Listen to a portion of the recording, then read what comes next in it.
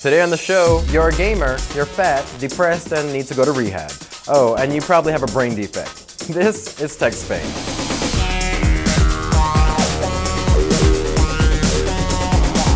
With Sony announcing the new PlayStation Slim, finally, and the price cuts, I thought it would be a good idea to bring up a new study about the average gamer. You're 35, fat, and depressed. That is, if you want to believe a study from the CDC, Emory University, and Andrews University.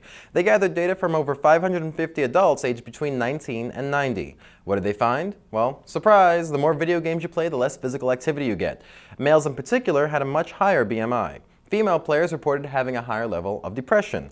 According to the researchers, women are able to help themselves feel better based on what music they listen to or movies they watch. Thus, the chick flick. Putting video games into the mix might get them to forget their problems, but the researchers say that could lead to video game addiction.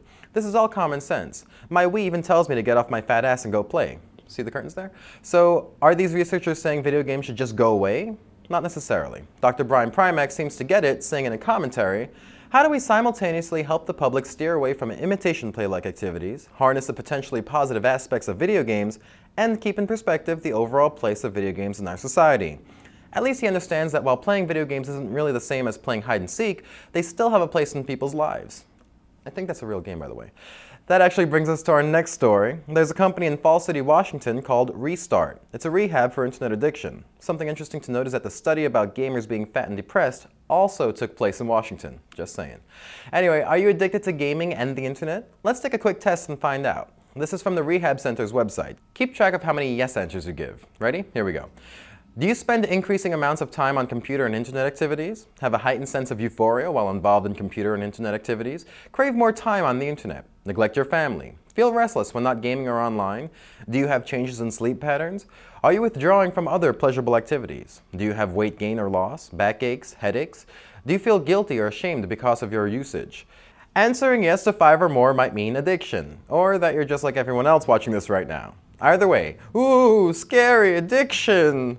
The $14,000 rehab lasts 45 days. It won't be covered by insurance, so let's hope you make enough money to pay for this crap. Their first patient, Ben Alexander, was addicted to World of Warcraft. Before that, he was into biology and animal studies, so he's been spending his days in rehab taking care of the animals at the facility. $14,000 to pick up after a bunch of animals. Oh, scary addiction cure. Okay, this next story has a lot of science in it, so let's put something up on the screen for those of you who don't want to pay attention. Researchers have discovered that people who are tone deaf might actually have a defect in the neural pathway called the arcuate fasciculus, which plays a big part in music and language perception and connection with vocal production. In tone deaf people, the arcuate fasciculus was smaller in volume and had a lower fiber count than those with normal abilities. The superior branch of this pathway in the right hemisphere couldn't even be detected, which could mean that it's missing entirely or it's so deformed that it's not even being picked up by advanced MRI techniques. So what does all that mean? Well, long story short, this chick's got a brain defect.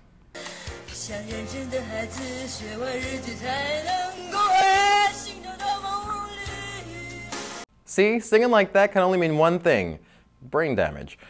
Finally, do you want to win a $25 iTunes gift card? Sure you do. Here's what you gotta do. Show us your spank. What does that mean? It's up to you. Take a photo and mess with our logo. Make fun of us. Make fun of me. Make fun of yourself. Whatever you want. Tech Spank it. You can grab a copy of our logo at techspank.com. Send your entry to us at mail@techspank.com, or you can leave a video response to this video on YouTube. I'll pick the winner myself, so it better be good.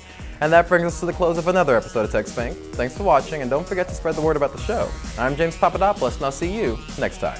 Take it away, crazy Chinese girl.